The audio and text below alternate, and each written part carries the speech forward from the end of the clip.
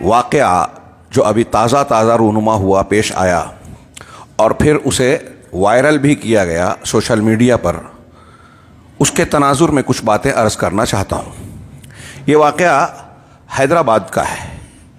وہاں جمعیت اہل حدیث کے ایک سلفی معتبر عالم دین شیخ محمد حسین یا حسین احمد مدنی حفظہ اللہ، جن کی زبردست علمی دینی خدمات ہیں، جمعیت اہل حدیث حیدرآباد کے ذمہ داروں میں سے ایک ہیں، صاحب کتاب و تصنیف ہیں، مدنی عالم ہیں۔ ان کے ساتھ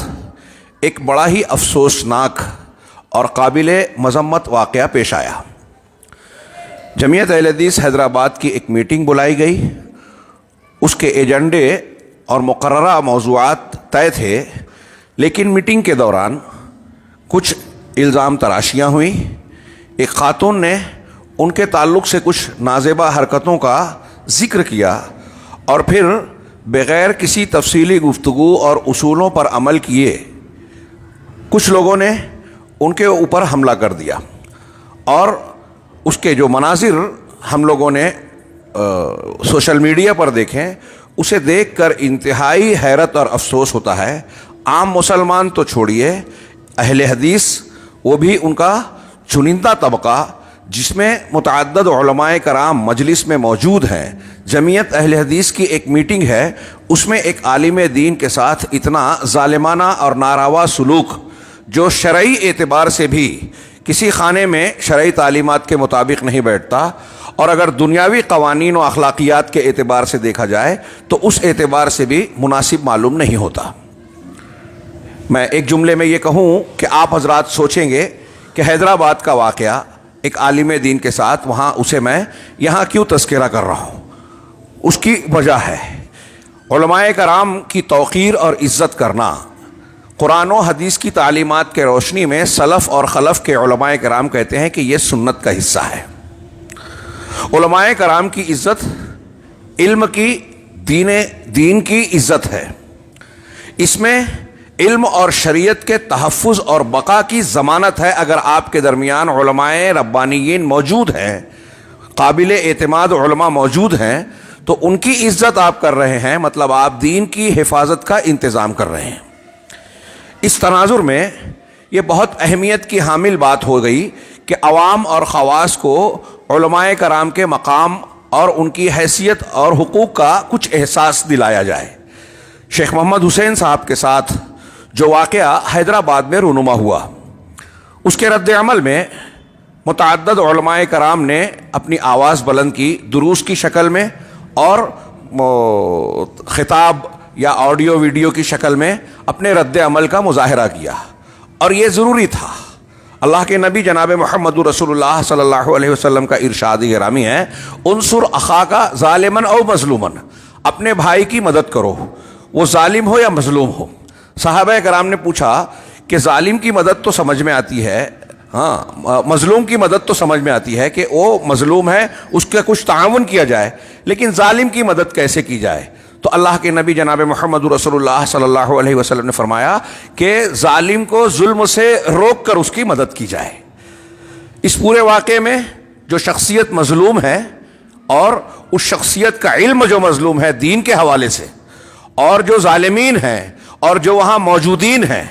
ان سب کو ہماری اور تمام دیگر مسلمانوں کی مدد کی ضرورت ہے۔ اللہ کے رسول صلی اللہ علیہ وسلم کے اس حکم پر عمل کرتے ہوئے متعدد علماء کرام نے اس بارے میں اپنی باتیں پیش کی۔ اس ضمن میں ہمارے مرکز الامام البخاری، جہاں میں تعلیم و تدریس کی خدمات انجام دے رہا ہوں، وہاں کے ذمہ دار ہمارے شیخ محترم دکتور عبید الرحمن مدنی حفظہ اللہ، ان کا 1 گھنٹے کا خطاب درس جو کن فقیہن میں انہوں نے اس واقعے کے تازہ رد عمل میں وہاں کے موجود طلباء کو خطاب کر کے بیان کیا، اور کن فقیہن کی ویب سائٹ پر یا جو چینل ہے اس پر وہ موجود ہے، میں نے اسے سنا۔ 1 گھنٹے کا یہ خطاب ایسا ہے کہ میں ایسا سمجھتا ہوں کہ اہل حدیث یا عام مسلمان، عوام تو عوام، خواص، ذمہ داران جمعیت اور دیگر اہل علم اور خواص کو بھی اس خطاب کو پورا کا پورا ضرور سننا چاہیے۔ شیخ محترم حفظہ اللہ دکتور عبید الرحمن مدنی حفظہ اللہ نے اس واقعے کے تناظر میں نصیحت اور عبرت کے جتنے اہم پہلو ہو سکتے تھے انہیں بڑے خوبصورت اور بہت ہی مدلل انداز میں، بہت ہی اچھے انداز میں بیان کیا کہ ایک میٹنگ ہوتی ہے، اس کا ایجنڈا طے ہے، ایجنڈے کے خلاف گفتگو چھڑ گئی، ذمہ داروں کا کام تھا کہ اسے روکتے، یہ نہیں کیا گیا جو اصول کے، پروٹوکول کے اور ڈسپلن، نظم و ضبط، جماعتی نظم و ضبط کے خلاف ہے۔ ابتداً انہوں نے بیان کیا ایک صحابی کا واقعہ کہ ابو مسعود انصاری رضی اللہ تعالی عنہ، انہوں نے، وہ اپنے غلام کو مار رہے تھے، پیچھے سے آواز آئی کہ ابو مسعود جتنی تم اس غلام پر قدرت رکھتے ہو اللہ اس سے زیادہ تم پر قدرت رکھتا ہے۔ یہ سنتے ہی ان کے ہاتھ سے ہنٹر چھوٹ گیا، پلٹ کر دیکھا تو آواز جس شخص کی تھی وہ جناب محمد رسول اللہ صلی اللہ علیہ وسلم کی شخصیت تھی، اور اس بات کے احساس نے، غلطی کس کی ہے ابھی دوسری بات ہے، انہوں نے اپنے اس غلام کو اسی وقت اللہ کی خوشنودی کے لیے، اللہ کے لیے آزاد کر دیا۔ شیخ نے سوال اٹھایا کہ وہاں کا منظر جو ہم نے ویڈیو کلپ کے ذریعے سے دیکھا کہ لوگ باولے ہو کر ایک عالم دین پر ٹوٹ پڑے تھے، ہاں، بری طرح سے ہاتھ پیر گھسے مکے لات چلایا، ہاں، زد و کوب کیا، مارا ٹھوکا، ہم نے بھی دیکھا، انتہائی افسوس۔ تو ایسے میں حضرت ابو مسعود انصاری رضی اللہ تعالیٰ عنہ اور اللہ کے نبی صلی اللہ علیہ وسلم کا اس کے بعد کا جو فرمان ہے کہ اگر تم ایسا نہیں کرتے تو تم کو اللہ کا عذاب اور جہنم پکڑ لیتی، گر جاتے۔ پھر اس کے بعد شیخ نے یہ بھی بیان کیا کہ اس قسم کے واقعات میں جب الزام تراشی ہوئی، ہاں، اول تو یہ جرم ثابت نہیں تھا، اور اس جرم کو جب اس طرح کی گفتگو لانی تھی تو اس میں پردہ پوشی اور ستر استعمال کرتے، من سترہ مسلمن سترہ اللہ یوم القیامہ، یہ حدیث پیش کی انہوں نے کہ جو کسی مسلمان کی عیب پوشی کرتا ہے، پردہ پوشی کرتا ہے، اس کے عیب کو چھپاتا ہے، تو قیامت کے دن اللہ تبارک و تعالیٰ اس کا عیب چھپائے گا۔ ہاں، تو ظاہر سی بات ہے اس کا مفہوم مخالف یہ ہوا کہ جو مسلمان کی بے عزتی کرتا ہے اللہ تعالیٰ اسے بے عزت کرے گا۔ تو یہ کام در پردہ چھپ کر خاموشی سے کرنے والا ہے، خاص طور سے اصلاح کا۔ اس سلسلے میں شیخ نے احادیث رسول، اقوال سلف کی روشنی میں بہت قیمتی باتیں بیان کی کہ اگر آپ کسی کی نصیحت چاہتے ہیں تو خاموشی سے کیجئے، تنہائی میں کیجئے، اور اگر آپ کسی کی فضیحت چاہتے ہیں، غصہ دلا کر اس کو اس کی برائی پر ضد میں لانا چاہتے ہیں تو پھر علل اعلان اور کھلم کھلا کیجئے۔ شیخ محمد حسین مدنی حفظہ اللہ کو علل اعلان مجلس کے اندر اس قسم کے الزام کا سامنا کرنا پڑا، اور پھر اس کی تحقیق کیے بغیر اس کا رد عمل بھی ظاہر کر دیا گیا۔ یہ انتہائی غیر شرعی، غیر اصولی بات ہے اور بد اخلاقی کی، بدسلوکی کی بات ہے۔ پھر اس کے بعد یہ جرم جس قسم کا الزام لگا تھا وہ گناہ صغیرہ والا تھا، زنا کا نہیں تھا، بلکہ کچھ بات چیت کا اور ہاتھ لگانے کا تھا۔ اس ضمن میں شیخ نے اللہ کے نبی صلی اللہ علیہ وسلم کی ایک روایت پیش کی کہ ایک صحابی نے آ کر کہا، حوالوں کے ساتھ، ایک صحابی نے آ کر کہا کہ میں نے ایک عورت کے ساتھ ایسی ایسی حرکت کی، زنا کو کے علاوہ بہت ساری حرکتیں کی۔ اللہ کے نبی جناب محمد رسول اللہ خاموش رہے۔ عمر فاروق نے کہا کہ جب اللہ نے اس کو چھپا کر رکھا تھا تو تم کیوں بیان کر رہے ہو؟ اس کے بعد نماز وغیرہ ہو گئی، فارغ ہو گئے، اور وہ شخص جب جانے لگے تو آپ نے ان کو واپس بلایا اور آپ نے کہا کہ قرآن کی یہ آیت ابھی ابھی نازل ہوئی ہے، اقیم الصلاۃ، کیا ہے سورہ ہود کی آیت، اقیم الصلاۃ طرفی النہار وزلفا من اللیل، ہاں، وزلفا من اللیل۔ آگے اللہ نے ارشاد فرمایا ان الحسنات یذہبن السیئات، نماز قائم کرو دن کے کچھ اطراف میں اور رات کے کچھ حصوں میں، دن کی اور رات کی نمازیں آ گئی اس میں، اور پھر اللہ نے آگے فرمایا جب نماز تم پڑھ رہے ہو تو ان الحسنات یذہبن السیئات، نیکیاں برائیوں کو ختم کر دیتی ہیں، نیکیاں برائیوں کو مٹا دیتی ہے۔ تو آپ نے جو گناہ کیا ہے اس گناہ کو، جو نماز وغیرہ پڑھی نیکی کی، اس سے اللہ نے صاف کر دیا۔ شیخ نے ان روایتوں کی روشنی میں یہ بحث کی کہ دیکھیے وہاں تو اس صحابی محترم نے خود آ کر اعتراف کیا کہ میں نے یہ گناہ کیا ہے، وہ ثابت شدہ بات تھی، اور یہاں تو معاملہ یہ ہے کہ ابھی ثابت نہیں ہوا، صرف الزام لگا ہے۔ وہاں ثابت ہونے کے بعد, اقرار کرنے کے بعد عمر فاروق جیسا آدمی, غیرت مند آدمی کہہ رہا ہے کہ اللہ نے چھپایا تھا تو تم کو بھی چھپانا تھا. صحابہ کرام کو غیرت نہیں تھی, ہم کو ان سے زیادہ غیرت ہے. اللہ کے نبی صلی اللہ علیہ وسلم نے اللہ کے حکم کے مطابق ان کے ساتھ جو سلوک کیا کہ ٹھیک ہے صغیرہ گناہ کیا, توبہ کر لیا, نیکیاں کر لیا, صاف ہو جائے گی. جس جرم میں حد مقرر ہے وہاں بات الگ ہوتی. اور ہمارے یہاں براہ راست ہاتھ پیر لات گھوسے چھوڑ دیے گئے, اور وہ بھی ایک عالم دین پر. کیا دونوں واقعہ اور قرآن و حدیث کے مطابق ہے؟ جو لوگ اس قسم کی حرکت کا ارتکاب جن لوگوں نے کیا ہے, کیا وہ قرآن و حدیث پر چلنے والے مسلک اور منہج حق پر گامزن ہیں؟ نام تو ہے, لیکن ان سے یہ بہت بڑی غلطی ہوئی ہے, سرزد ہوئی ہے. اس کا ازالہ انہیں توبہ کے ساتھ ساتھ ضروری شکل میں کرنا چاہیے. ہم یا دوسرے علماء کرام یہ جو کلپ اور خطاب اور درس میں بیان کر رہے ہیں, یہ اسی لیے مجبور ہونا پڑا کہ یہ معاملہ اگر خاموشی سے ہوتا تو خاموشی سے معاملہ نپٹ گیا ہوتا. جب اس کو مجلس میں کیا گیا, پھر اس کے بعد وائرل کیا گیا پورے ملک میں بلکہ پورے دنیا میں اس کو پھیلا دیا گیا, تو اب جس طریقے سے اسے پھیلایا گیا ہے اسی طریقے سے اس پر رد عمل اور اس کی تردید کرنا بھی ضروری ہے, اسی پیمانے پر.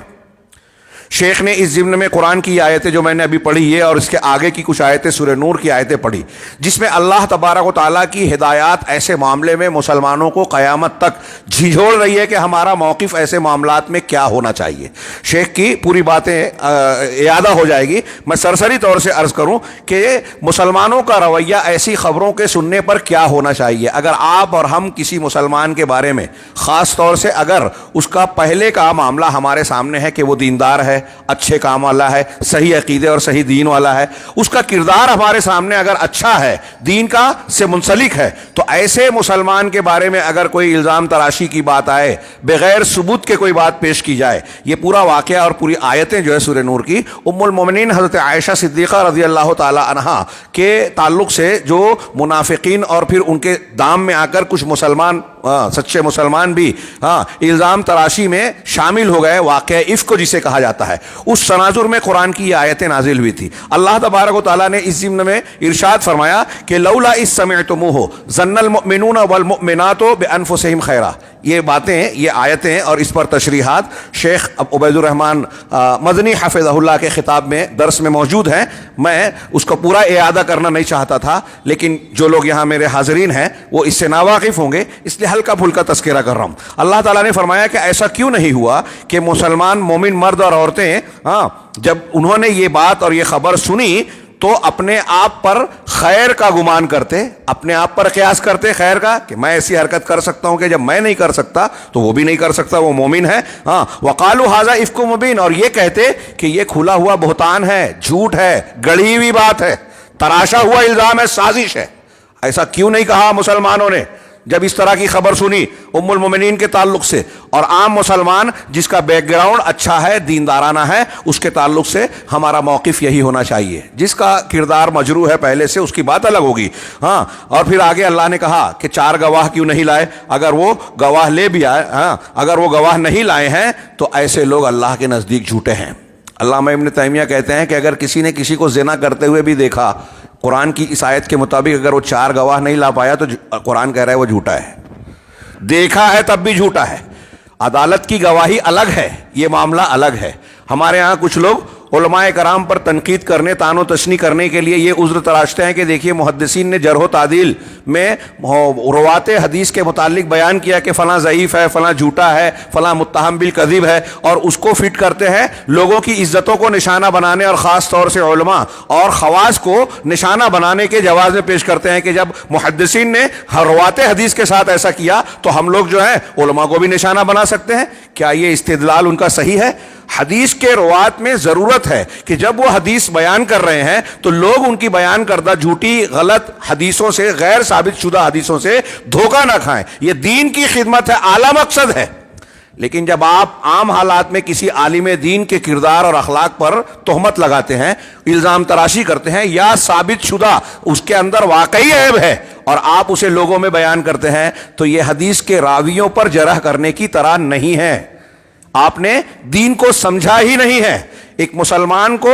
گناہ کرنے کے باوجود لعنت ملامت کرنے کی اجازت نہیں ہے۔ بخاری کی وہ حدیث آپ نے نہیں سنی کہ ایک صحابی رسول جن کا نام عبداللہ تھا اور لقب حمار تھا، عمر بن خطاب کہتے ہیں کہ وہ شراب نوشی کے جرم میں گرفتار ہوئے، لایا گیا، ان کو کوڑے مارنے کی سزا سنائی جا رہی تھی۔ اس سے پہلے بھی ان کو کئی مرتبہ یہ معاملہ ہو چکا تھا، سزا دی جا چکی تھی۔ تو کسی صحابی نے کہا وہاں موجود لوگوں میں سے کہ یہ کتنا برا آدمی ہے، کتنی مرتبہ ان کو لایا جاتا ہے اور سزا دی جاتی ہے۔